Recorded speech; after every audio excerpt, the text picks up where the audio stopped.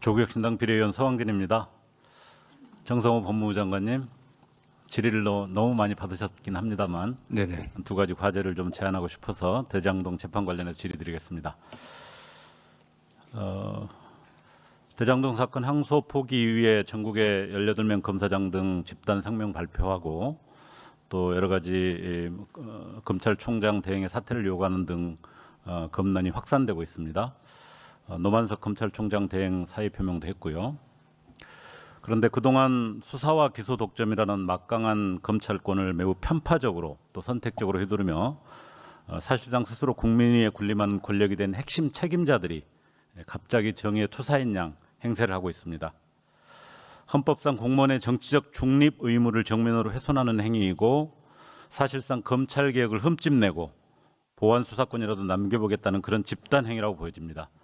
특히 한동훈 전 국민의힘 대표가 검찰의 자살 운운하면서 이 사태에 공개적으로 가세한 것은 전직 법무부 장관이자 과거 검사 시절에 검찰권 오남용의 정점에 서 있던 인물이 이번 사태에 끼어들어서 본인의 과오를 덮고 이재명 정부에게 책임을 떠넘기려는 그런 잔기술을 부린다고 생각합니다. 이번 항소 포기를 두고 검사장 18명이 입장문을 내면서 온 나라가 큰 논란에 휩싸였다 이렇게 표현했습니다. 윤석열 구속 취소에 즉시 항고를 포기하고 백기를 들었고요. 또 주가 조작 전주 김건희를 불기소하면서 납작 엎드렸던 검찰이 그때는 뭐하다가 이제 와서 정의의 투사인 양 행세를 하는지 어이가 없습니다. 장관님, 이 검찰의 조직적 저항에 대해서 절대로 묵과해서는 안 된다고 보는데요. 공무원으로서의 의무를 위반한 검찰에 대한 엄중한 징계가 필요하다고 보는데 어떤 계획이 있으십니까? 예, 과거 검찰이 수사 기소의 전권을 가지고 그 권한을 오용하고 남용했다는 국민적 불신이 굉장히 크지 않습니까? 그런 상황에서 검찰 개혁의 필요성이 요구되는 상황에서 검찰의 그 일부 구성원들이 집단적인 움직임을 보는 것은 매우 바람직하지 않다고 보고 있습니다. 이게 그 원인이라는 것이 물론 주장하는 바에 좀 다르겠지만은 항소 포기에 관련된 건데 그 개별 사건의 항소 포기의 적정성 여부는 검찰 내부에서 논의해도 저는 충분하다고 생각합니다. 이런 문제를 갖고 집단 행동을 하고 검찰 조직 전체에 어쨌든 지휘력을 상실시키는 것은 매우 부적절하다고 저는 보고 있고요. 네. 이거 관련해서는 저희들이 필요한 조치들을 좀 취할 준비들을 좀 하고 있습니다. 예, 반드시 그렇게 해야 된다고 생각합니다. 저는 이걸 제대로 징계하기 위해서 필요한 일이 하나 있다고 생각하는데요. 잘 아시겠습니다마는 행정 공무원 중에 징계와 관련해서 별도 법률로 징계법을 가지고 있는 집단은 검찰밖에 없습니다. 이것 때문에 이렇게 집단 항명으로 공무원이 어떤 사실상 정치 행위를 해도 그동안 제대로 징계받거나 처벌되지 못했던 그런 일들이 반복되어 왔습니다. 그게 지금의 정치 검찰을 탄생시키고 성장시킨 중요한 원인 중에 하나라고 생각할 수 있습니다.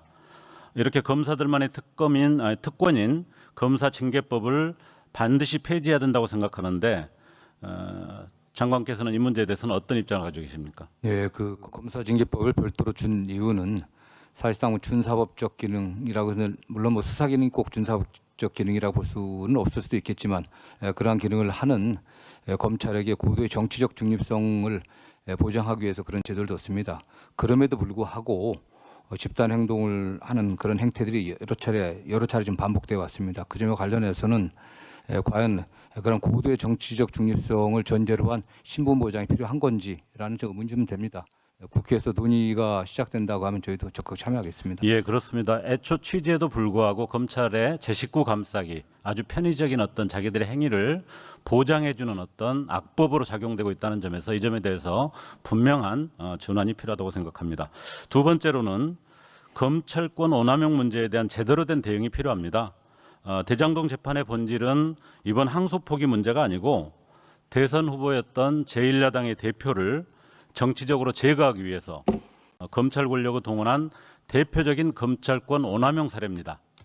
그런 점에서 검찰의 자살 운운하면서 검찰권의 수호자인 양 한동훈 전 법무부 장관이 그런 발언도 했는데 한동훈 전 법무부 장관이야말로 특수부 황태자로서 윤석열과 함께 극단적인 검찰권 오남용 행위를 주도해서 검찰을 무덤에 파묻은 장본인이라고 저는 생각합니다.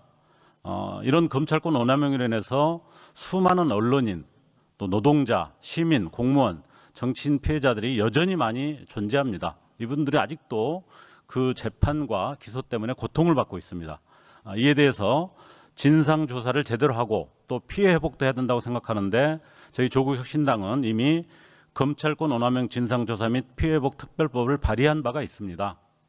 이번에 입장을 발표한 검사장이나 또 한동훈 전 대표야말로 이 법에 따르면 가장 먼저 조사를 받아야 될 검찰권 오남용의 주범들입니다. 특별법 제정을 통해서 해당 인물들에게 응당한 책임을 물고 또 피해자들에게 피해 회복 조치를 하는 것이 우선이라고 생각하는데 장관님, 이 법 제정 취지에는 어떤 판단이십니까?